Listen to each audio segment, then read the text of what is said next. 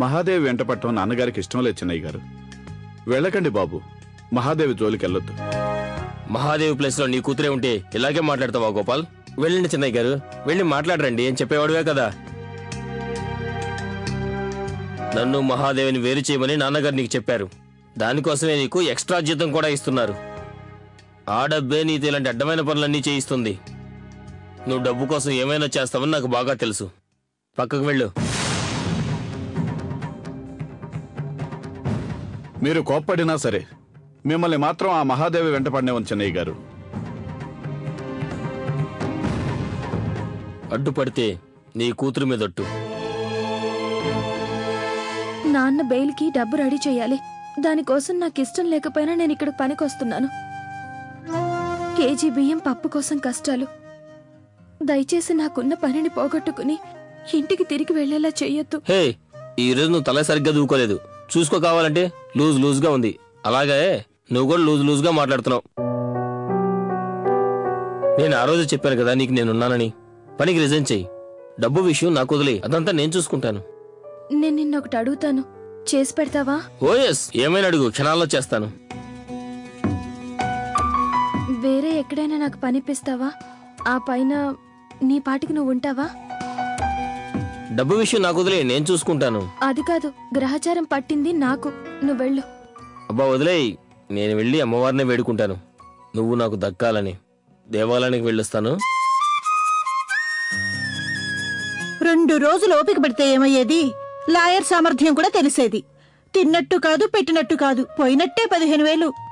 అంతా ఆ కంబాయి వల్ల ఇలా అయ్యింది. ఆయన గనక ఊరికే ఉండుంటే అమ్మ నగలు తాకట్టు పెట్టిన డబ్బులు 40,000 వచ్చేవిగా.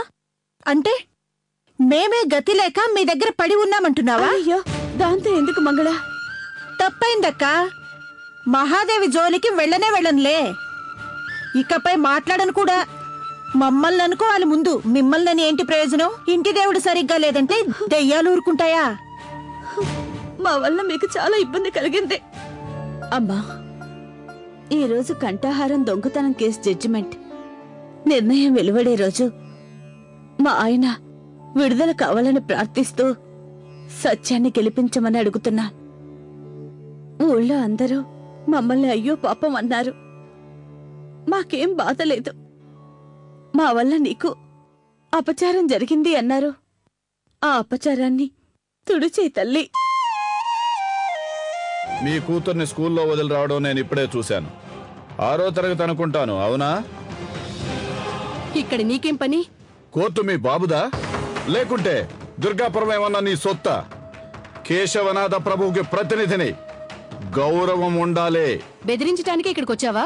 చూడు, పంచనాగభూషణం, దేవస్థానం అర్చకులు, వీరిద్దరి విచారణ ఏమైనా కానీ వీళ్ళిద్దరి మీద నాకు నమ్మకం ఉంది. అయితే క్రాస్ ఎగ్జామినేషన్ టైంలో ఆ ఇన్స్పెక్టర్ను మాత్రం నువ్వు ప్రశ్నించే వీల్లేదు. ఎందుకు? నీ కూతురు ప్రాణాలతో ఉండటానికి. మీరు విడుదల కాలేదంటే నా బ్రతుకు నీటి బుడగే.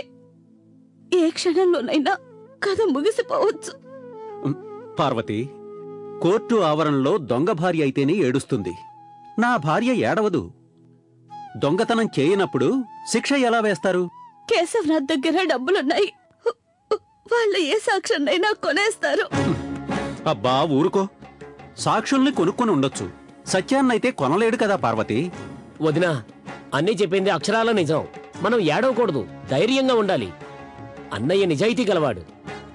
అన్నా, లాయర్ నామదేవ్ నిన్ను ఇరికించడానికి అడ్డమైన ప్రశ్నలు అడుగుతాడు. జాగ్రత్తగా సమాధానాలు ఇవ్వు, తొందరపడొద్దు. నువ్వు ధైర్యంగా ఉండు. లాయర్ కాత్యాయనికి నేనంతా చెప్పాను, పాయింట్స్ కూడా రాసిచ్చాను. ఇప్పుడు ఆ మహాదేవ్ ఇంట్లో ఎవరు ఉండరు, అందరూ కోర్టులో ఉంటారు, తీర్పు కోసం ఎదురు చూస్తూ. నువ్వు ఎక్కడికి పోవద్దు. తీర్పు మనకు వ్యతిరేకంగా వస్తే ఇన్స్పెక్టర్కి చెప్పాక వాడి సంసారాన్ని పోగొట్టుకోడు. నేను దేన్నైనా నాశనం చేస్తే భస్మాసురుణ్ణని వాడికి తెలుసు. కేసుని స్ట్రాంగ్ గా చేశాడు. దేవుడే వచ్చినా సదాశివుణ్ణి విడిపించలేడు. ఒకవేళ సదాశివుడు విడుదలైతే మహాదేవి మన చేతికి దొరకదు.